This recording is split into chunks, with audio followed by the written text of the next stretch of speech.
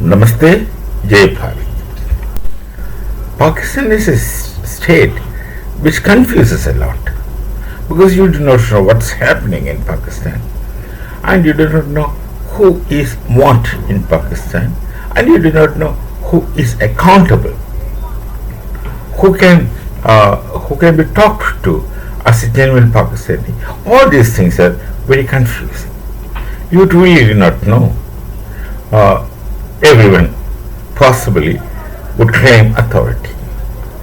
Now I'm just talking about the army chief. Army chief, who thought that becoming field marshal is a kind of desideratum, and then he eventually made himself a field marshal. The people of Pakistan calls him a field marshal. That's their prerogative. I'm not concerned. And this person has somehow managed, now this is the word I would like to use, managed a renewed invitation to the very vulnerable Trump. The Kalim was very vulnerable Trump because his activities, function appears to be very inconsistently funny, flimsy and funny. This is what I feel.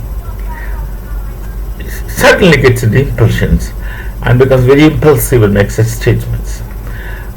Look at the European Union. He had talked to the European Union and then asked them to boycott oil from Bharat, especially targeting the Naira refineries in Gujarat, Kutch. And then he said, don't worry, we will substitute. We will send for manageable prices, etc. Something he must have told. That's a private conversation between them. We have not only guessworks. But I don't guess, but this is the guessworks I hear from others. I don't know. They're speaking as though it's not guesswork. They're speaking as though they're news, but then I understand this is mostly guesswork. So maybe based on some logic. So this thing is that they promised to send and they did not send. Obviously, saying one thing and not following it up is normal with this kind of politicians. So Europe gets into fix. Only 40% of export of oil is stopped, but the suffering is great in 24 hours in Europe. Now that is their problem, as I see. But we are not discussing that here. So that kind of a situation. So it's possible this Asim Munir must have managed a lunch with the President Trump because that increases his mileage, he believes, in Pakistan possibly. And then he goes and comes back. But then these people have been completely depending on a nation like China. China is equally business oriented. They also don't maintain intrinsic relations. They maintain instrumental relations. In fact, most people in geopolitics, they maintain only instrumental relations and hardly anyone means certainly must be very, very exceptional kind of relations are intrinsic. I would say that the relationship between two nations, at least with Bharat, are expected to be intrinsic. The one is Israel, next one is Russia. They are not that instrumental. They have a lot of intrinsic aspects in such relations. So look at this Asim Munir. He manages an invitation to go there and takes lunch and comes back. What are the things they discussed can be imagined by anyone, but I am not going to do that and tell you what I imagine, because speculations are not to be taken seriously because they are not authentic. They are only speculations of individuals. And then he goes to China. In China he was thoroughly insulted. As I hear the story, he was insulted. Insult also must be having some decency, because when it comes to international diplomacy, to insult also, there's a way of insulting. Even whether that was followed or not, I do not know.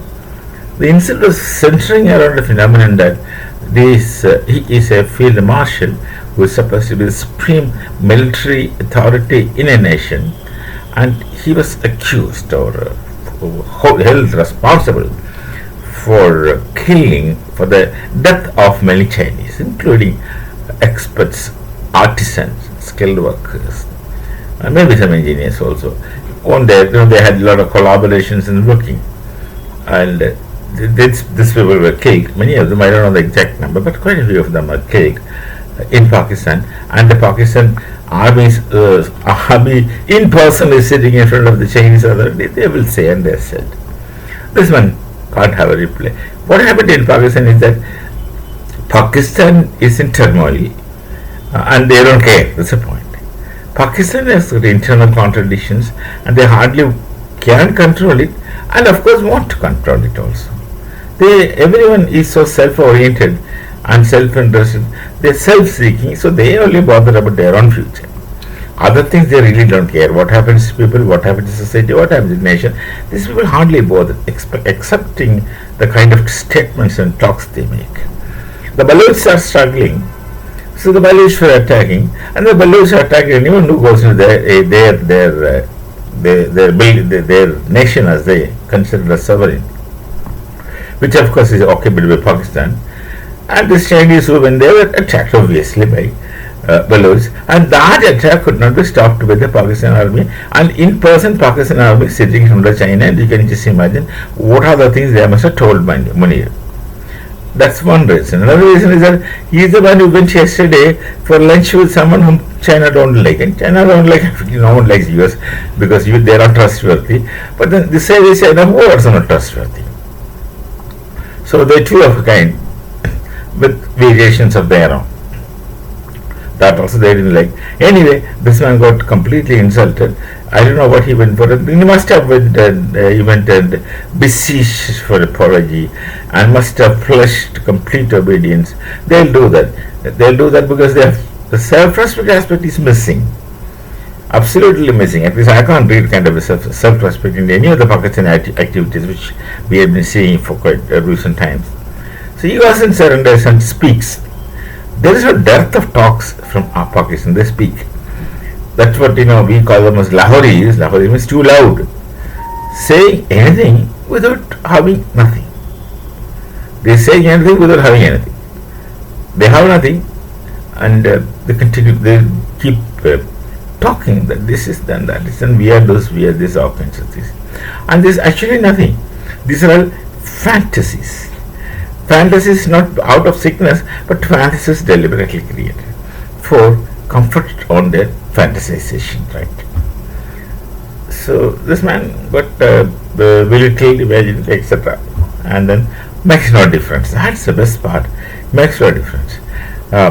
You feel insulted when you have self-respect, and I don't think they will feel insulted.